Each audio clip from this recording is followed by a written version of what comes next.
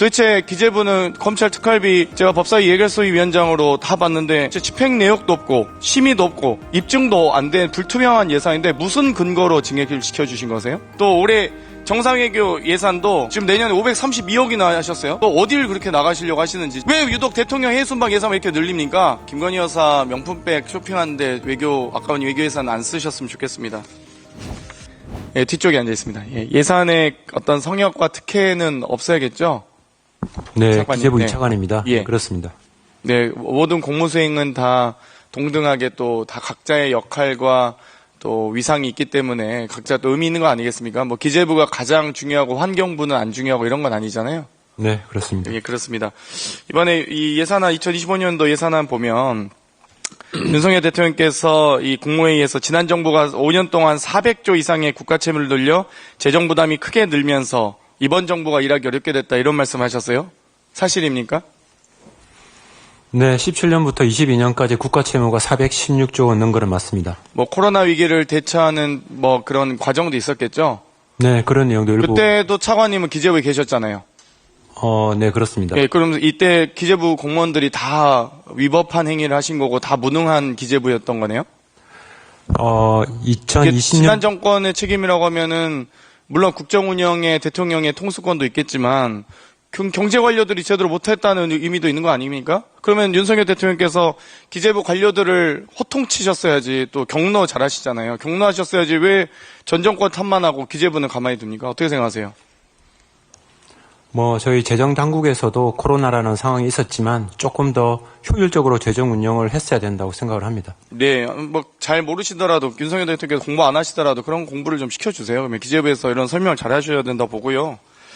지금 이번에 여러 가지 이 세수 결손이나 뭐 여러 가지 이 예산에 대한 감액 등의 이 여러 영향들이 있는 것 같은데 허리띠를 졸라매야 된다 이런 얘기도 하시고 그런데 이 검찰과 국정원 등 권력기관의 기밀성 예산은 증가한 것으로 보입니다. 여러 가지 지금 뭐 검찰의 특활비를 포함해서 또 정보보안비 이번에 국정원에서 포함시키셨던데 다 포함하면 4.5% 정도 증가했어요. 정부 예산은 총지출 3.2%보다 더 증가한 수치인데 이건 어떻게 설명하실 수 있습니까?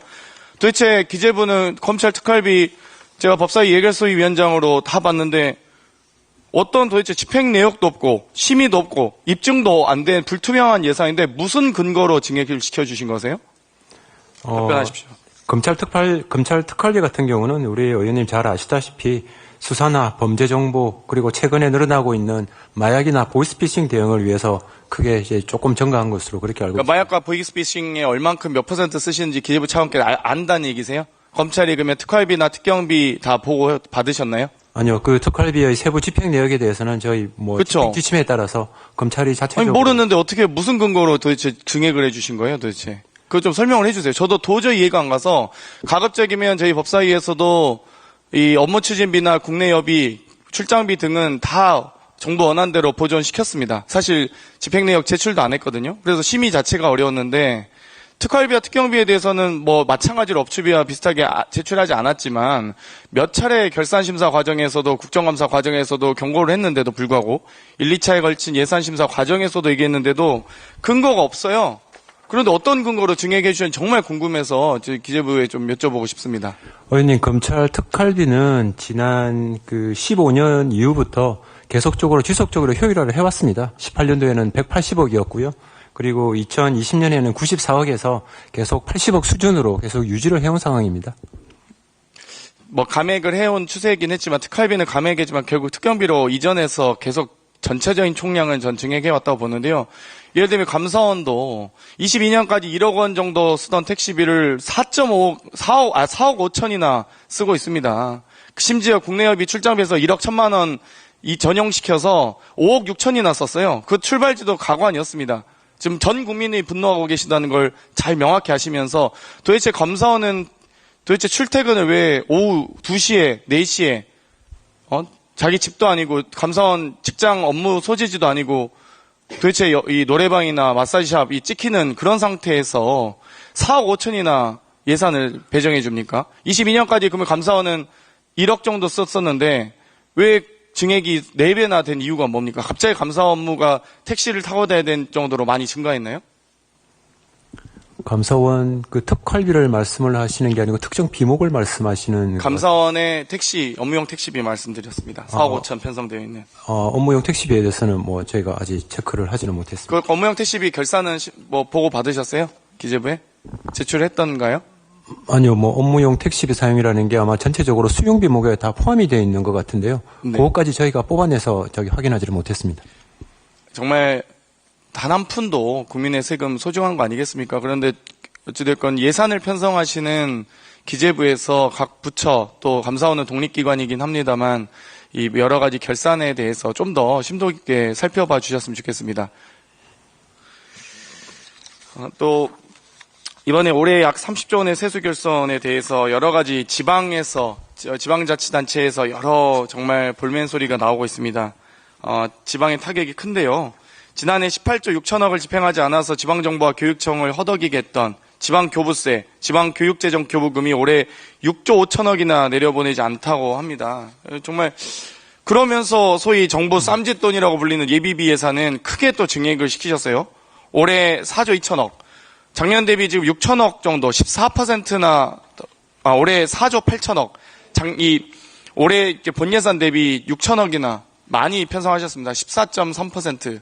이렇게 정부 예산 다 줄인다고 하고 세수 결손 많다, 세수 펑크 났다고 표현하면서 도대체 쌈짓돈인 예비비는 왜 이렇게 증액을 급격히 시키신 건지 설명해 주시겠어요? 네, 의원님, 예비비는 쌈짓돈이 아니고요. 정해진 그 규정과 절차, 요건에 따라서 엄정하게 집행이 된다는 말씀을 드리고요.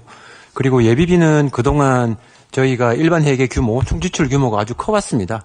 그래서 이 부분은 전체적으로 일반 회계의 한 1% 정도 수준에서 계속 유지되고 있다는 말씀을 드립니다. 1%가 문제가 아니고 0.1%라도 아껴서 쓰셔야죠. 그런데 윤석열 정부 집권 이후 예비비를 유독 쌈짓돈처럼 사용했다는 지적이 제기되고 있습니다. 그전에는 예비비에 대해서 엄밀하게 사용했을지 모르나 2022년도 용산 대통령실 이전 650억, 2023년도 해외 순방 등 정상외교 532억, 도대체 이렇게 그럼 외교부 예산으로 편성해서 외교를 하시면 되죠. 대통령실 예산으로 편성하시던가.